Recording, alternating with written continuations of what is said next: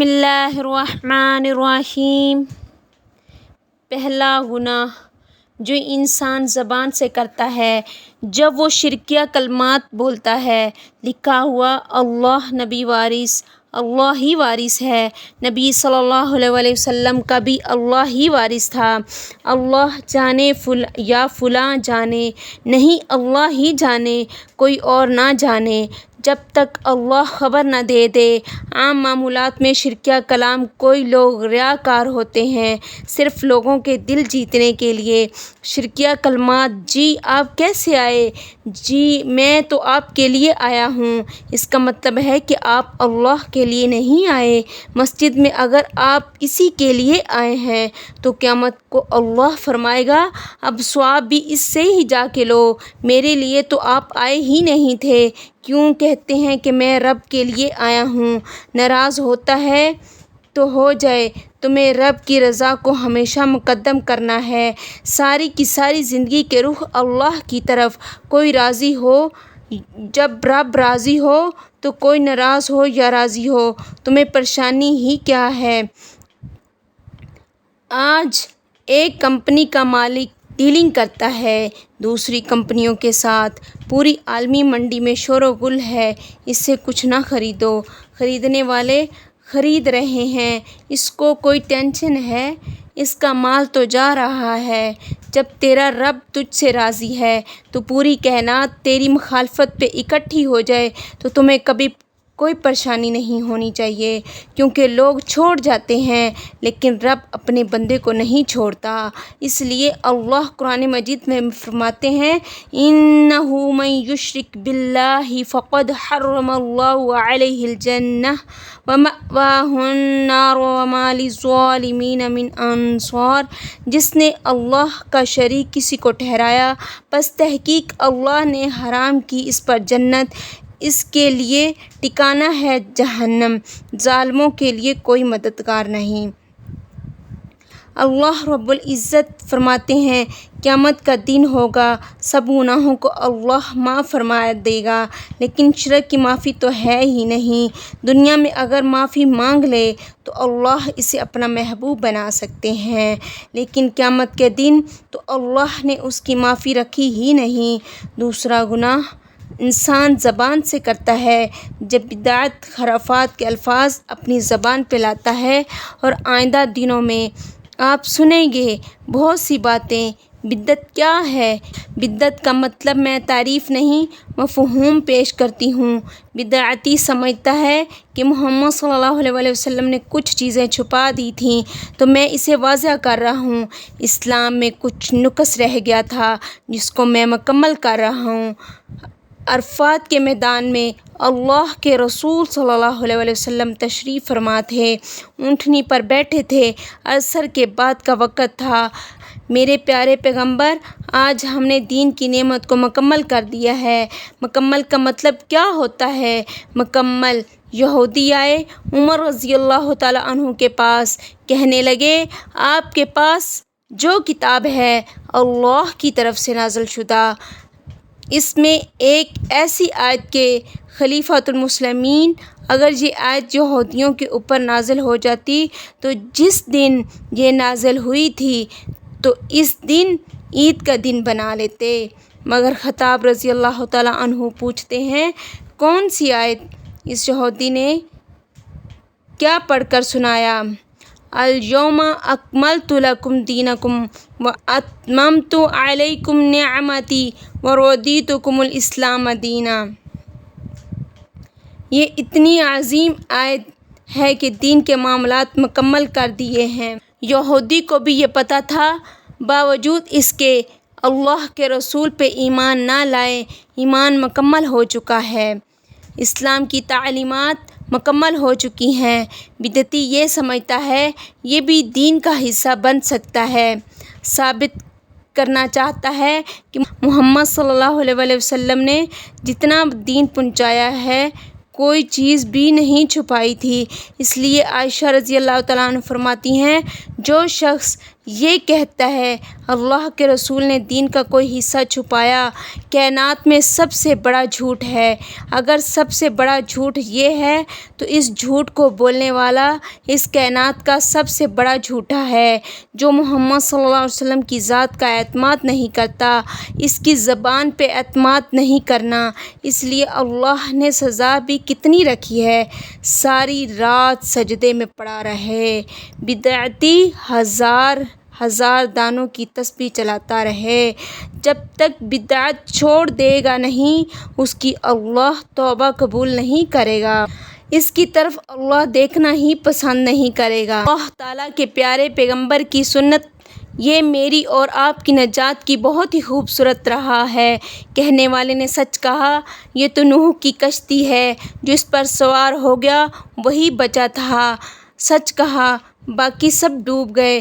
جو اللہ کے رسول صلی اللہ علیہ وسلم کی ذات کو سچ مانتا ہے، اسی کو پسند کرتا ہے، وہ نجات پا جائے گا۔ جو اس میں نقص اور خلل پیدا کرتا ہے وہ ہلاک ہو جائے گا۔ زبان کا تیسرا گناہ، جب انسان اپنی زبان سے کسی کے ایمان پر اس طرح سے ضرب لگاتا ہے جس کے اختیار اللہ نے انسانوں کو نہیں دیے، چھوٹی سی بات ہوئی، یہ بھی کافر ہے، یہ کافر ہے، نعوذ باللہ یہ بھی کافر ہے، یہ ہماری ذمہ داری نہیں۔ اسلام کو مان لینے والا اگر تکفیر کرتا ہے بغیر کسی دلیل کے، جس کو رب نے کافر کہا، جس کو رسول صلی اللہ علیہ وسلم نے کافر کہا وہ تو ہے، لیکن چھوٹی چھوٹی برائیوں پہ کفر کے فتوے لگا دینا اور یہ کہہ دینا کہ یہ جہنمی ہے اور یہ جنت میں نہیں جائے گا، اس کی بخشش نہیں ہوگی، یہ زبان کا اتنا بڑا گناہ ہے جو آج دنیا میں محسوس ہو رہا ہے، کتنا بڑا گناہ ہے۔ صحیح مسلم کی روایت ہے، ایک شخص کہنے لگا، اللہ کی قسم فلاں کو تو اللہ نے بخشنا ہی نہیں، اللہ رب العزت غصے میں آئے، فرمانے لگے، کون کہتا ہے میں نے معاف نہیں کرنا، میں نے اپنی رحمت سے اسے تو معاف کر دیا، کہنے والے کی زندگی کے سارے اعمال کو باطل قرار دے دیا۔ کیا مزہ آیا اس تصرف کا، سمجھنا تو یہ تھا کہ میں ٹھیک کہہ رہا ہوں، میں بھی آخر پڑھا لکھا ہوں۔ پڑھائی وہ ہے جو محمد صلی اللہ علیہ وسلم نے صحابہ رضی اللہ تعالیٰ عنہ کو پڑھائی ہے۔ دو آدمی بنی اسرائیل کے آپس میں دوست تھے، ایک نیک ہے دوسرا بد ہے۔ نیک ہمیشہ بد کو کہتا ہے، اوئے رک جاؤ، وہ کیا کہتا ہے جو آج لوگ کہتے ہیں، چھوڑ مجھے اور میرے رب کو، تم نے کیا مصیبت میرے سر پر سوار کر رکھی ہے، تم دروغے ہو، میرا کام ہے میں جانوں میرا رب جانے۔ ایک دن ایسا گناہ کر بیٹھا کہ نیک آدمی صبر نہیں کر پایا، کیا کہتا ہے، اللہ کی قسم تیری تو بخشش اللہ نے کرنی ہی نہیں، اللہ کی قسم تجھے تو اللہ نے جنت میں بھیجنا ہی نہیں۔ اللہ نے دونوں کو ہی اکٹھا کر دیا، دونوں کی روحیں قبض کروائی اور بلا لیا۔ نیک آدمی سے پوچھا، تمہیں پتہ تھا کہ میں نے قیامت کو فیصلہ کرنا ہے؟ مجھے تو پتہ نہیں تھا، جو میں نے اپنے آپ میں طاقت رکھی ہے تیرے ہاتھ میں وہ طاقت آ گئی ہے۔ میرے رب اللہ فرماتے ہیں، فرشتوں اس کو پکڑو اور جہنم میں لے جاؤ، اس نے ربانی صفات جو اپنے آپ میں لینے کی جرات کی ہے، میں جس کو چاہوں جنت بھیجوں، میں جس کو چاہوں اپنے عمل کے ساتھ جہنم میں بھیجوں۔ یہ کون ہے جو میرے بارے میں قسم میرے نام کی اٹھائے اور کہے اس کو جنت بھیجنا ہی نہیں؟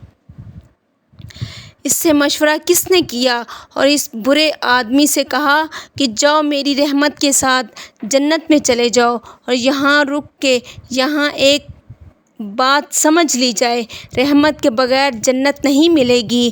اعمال صالحہ تو رحمت کا سبب ہیں، ذریعہ ہیں، جتنے اعمال زیادہ اتنا جنت میں درجہ بلند ہوگا، لیکن رحمت الہی کے بغیر جنت ممکن نہیں۔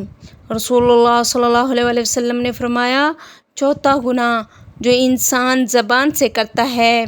جب جھوٹی قسم اٹھاتا ہے، زندگی ترجیح معاملات میں چھوٹی چھوٹی بات میں قسمیں اٹھاتا ہے، مجلسوں میں، عدالتوں میں، کاروبار میں۔ جھوٹی قسم اتنا بڑا گناہ ہے، سب سے بڑا گناہ کائنات میں شرک، اور پھر قتل کرنا، اور والدین کی نافرمانی، اور جھوٹی گواہی، اور جھوٹی بات۔ رسول اللہ صلی اللہ علیہ وسلم کا فرمان ہے، جھوٹی قسم جو اٹھاتا ہے اور جھوٹی گواہی دیتا ہے، اللہ اس گھر کو ویران کر دیتے ہیں۔ شرک کے بعد بدعتی گفتگو، اور تیسری بات کسی کے بارے میں کفر کے فتوے لگا دینا بغیر کسی شرعی دلیل کے۔ اور ایک اور بات کہہ دوں، شاید کسی کے کام آ جائے، ایک بندے کا مسلمان کرنا اچھا ہے کہ 1000 کو قتل کرو کہ وہ تو جنت میں چلے گئے، اس ایک کے بدلے نہ جانے کتنے جنت میں جائیں گے۔ اور کسی کے مزاج یہ بن جائے کہ لوگوں کو کافر بنانا ہے، تو اس کے اور ابلیس کے مزاج میں کوئی فرق نہیں۔ ابلیس بھی تو یہی کہتا ہے کہ سارے کافر ہوں تاکہ اکٹھے جہنم میں چلیں۔ مومن کا منہج یہ ہے کہ کافروں کو مسلمان کرنا ہے۔ اگر اس بات کا انکار کرتے ہیں، ان کا دوسرا حل بھی اسلام نے دیا ہے۔ رسول اللہ صلی اللہ علیہ وسلم پر نازل ہونے والا قرآن 5واں گناہ ثابت کر رہا ہے کہ جو گناہ ان کی زبان سے سرزد ہوتا ہے، کسی پاک دامن عورت پر، پاک دامن مرد پر بہتان لگانا اور اس کے بارے میں تہمت لگانا بہت بڑا گناہ ہے۔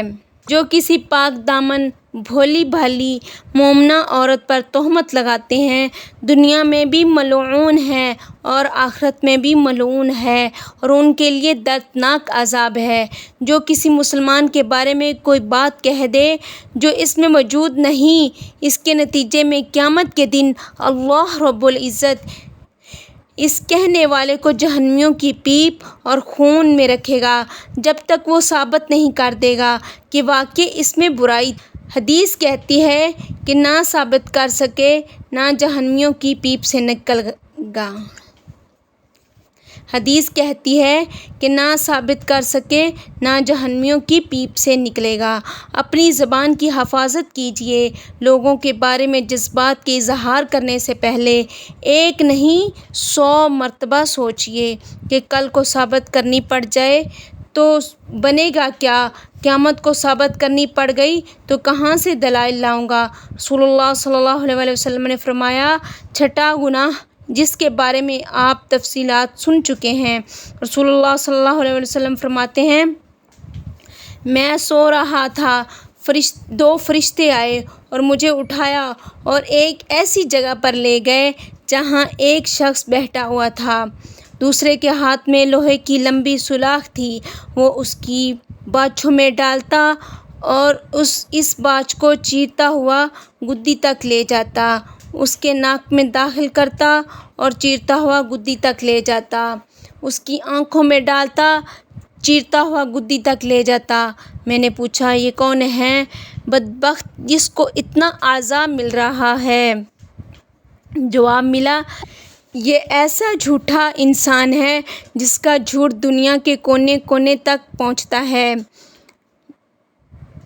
میڈیا کا جھوٹ، اخبار کا جھوٹ، انجانے کون کون سے طریقے ہیں۔ جھوٹ بولنے سے بچیے، جھوٹ کا نتیجہ یہی ہے جو آپ نے سنا، قیامت کے دن تک اسے یہی عذاب ملے گا، پھر اللہ قیامت کے دن جو چاہیں گے اس کو اور بھی عذاب دیں گے۔ 7واں گناہ جس کو آج ہم فخر سمجھتے ہیں، اس کی بات اٹھائی اس کے پاس لے گئے اور اس کی بات اٹھائی اس کے پاس لے گئے اور لڑائی کروا دی۔ چغل خوری۔ رسول اللہ صلی اللہ علیہ وسلم 2 قبروں کے پاس سے گزر رہے تھے، دونوں کو عذاب مل رہا تھا، کسی بڑے گناہ کی وجہ سے نہیں، یعنی لوگ اسے بڑا نہیں سمجھتے، وہ بڑے ہیں۔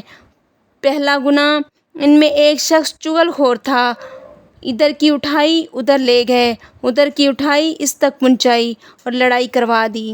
دوسرا انسان جو پیشاب کے چھینٹوں سے پرہیز نہیں کرتا، اس کو بھی قبر میں عذاب اور ہو رہا تھا۔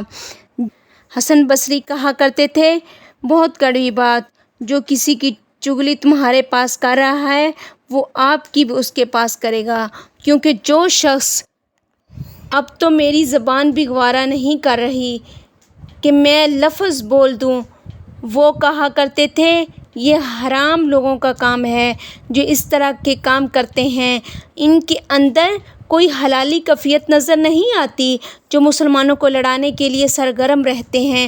وہ کہا کرتے تھے، حدیث کے الفاظ ہیں، چغل خور جنت میں نہیں جائے گا۔ 8واں گناہ جو انسان زبان سے کرتا ہے، گالی اور لعنت، اس کے بارے میں تفصیل آپ سن چکے ہیں۔ رسول اللہ صلی اللہ علیہ وسلم نے فرمایا، ایک وقت آنے والا ہے، عنقریب آپ لوگوں کی زبان سے اللہ کے بارے میں گالی سنیں گے۔ آپ سوچ رہے ہوں گے کہ وہ کیسے؟ اللہ کو گالی، یہ کہ جب کہا جائے عیسیٰ اللہ کا بیٹا ہے، اور کئی پڑھے لکھے مسلمان بھی اس گالی میں شریک ہوں گے۔ جھوٹی شہرت، یہ لعنتی اور غلیظ قسم کے لوگ اپنی پکچر سنیپ بنوانے کے لیے دھکے کھائیں گے۔ اور عمر کی بات سناتی جاؤں، کہا کرتے تھے، غیر مسلم کی خوشی اور عید میں انڈا لے جانے والا بھی اتنا ہی کافر ہے جتنا وہ کافر ہوتا ہے۔ جب کرسمس ڈے منائی جائے گی تو ٹیبلو کروانے کے لیے بچے بھی لوگ بھیجیں گے۔ جی، آج ہمارا کالج میں فنکشن ہے، آج یونیورسٹی میں فنکشن ہے۔ کس بات پہ؟ ثابت کرنے کے لیے کہ عیسیٰ اللہ کا بیٹا تھا۔ اللہ تعالیٰ فرماتے ہیں کہ آدم کا بیٹا مجھے گالی دیتا ہے، حالانکہ لائق نہیں ہے کہ وہ مجھے گالی دے۔ مجھے گالی کیسے دیتا ہے جب وہ یہ بولتا ہے کہ میرا بھی کوئی بیٹا ہے؟ سبحانی، میں تو پاک ہوں، نہ کوئی میری بیوی ہے، نہ کوئی میرا بیٹا ہے، میں تو بے نیاز ہوں، ہر چیز میں یکتا ہوں، میرا تو کوئی ثانی نہیں۔ یہ جو کہتا ہے کہ اللہ کا بھی کوئی بیٹا ہے، یہ مجھے گالی دیتا ہے۔ انبیاء علیہ السلام کے بارے میں گالی، جو کسی نبی کے بارے میں زبان کھولے اس کی گردن تن سے جدا کی جاتی ہے، جو کسی صحابی کے بارے میں زبان کھولے اس کو کوڑے لگائے جاتے ہیں۔ اور حدیث یہ کہتی ہے کہ جو صحابی کو برا بھلا کہے اس پر اللہ کی بھی لعنت اور فرشتوں کی بھی لعنت اور اس پر پوری کائنات کی لعنت۔ 9واں گناہ انسان اس وقت کرتا ہے جس کو سمجھتا ہی کچھ نہیں۔ رسول اللہ صلی اللہ علیہ وسلم نے فرمایا، سنی سنائی بات کو بغیر تحقیق کے آگے کر دینا کسی کے جھوٹا ہونے کے لیے اتنا ہی کافی ہے۔ دوسری روایت، کسی بندے کے گناہ گار ہونے کے لیے اتنا ہی کافی ہے کہ سنی سنائی بات آگے کر دے۔ یہ بیمار لوگ جن کے پیٹ میں کوئی چیز نہیں رہتی، یہ خود تو بیمار ہیں۔ معاشرے کے لیے سب سے بڑا ناسور یہ ہے، کسی مسلمان کے بارے میں کوئی بات سنی تو فوراً اس کو کہہ کر دیا۔ اس کو اپنی زبان پر کنٹرول کرنا چاہیے۔ بیمار تن ہو، اپنا علاج کرواؤ، کسی ڈاکٹر کے پاس جاؤ۔ کسی مسلمان کی عزت کو تار تار کرنے کے لیے بغیر سوچے سمجھے زبان کھول دے کہ فلاں نے کہا تھا، رسول اللہ صلی اللہ علیہ وسلم نے اس کو بہت بڑا گناہ قرار دیا۔ 10واں گناہ، انسان اپنی زبان سے کس انداز سے مسلمانوں کو دکھ دیتا ہے۔ ابن عبد البر رحمۃ اللہ فرماتے ہیں، اس سے بڑا دکھ بھی کسی کو ہوتا ہے کہ کوئی شریف انسان، باعزت انسان کے سامنے ویسے ہی زبان نکال کر دکھا دے، اس کو اس کی بے عزتی ہے۔ رسول اللہ صلی اللہ علیہ وسلم نے فرمایا، جو لعنت کسی پر کرتا ہے گویا کہ اس نے مسلمان کو قتل کیا۔ سبحانک اللہم ربنا و بحمدک، نشہد ان لا الہ الا انت، استغفرک و نتوب الیک۔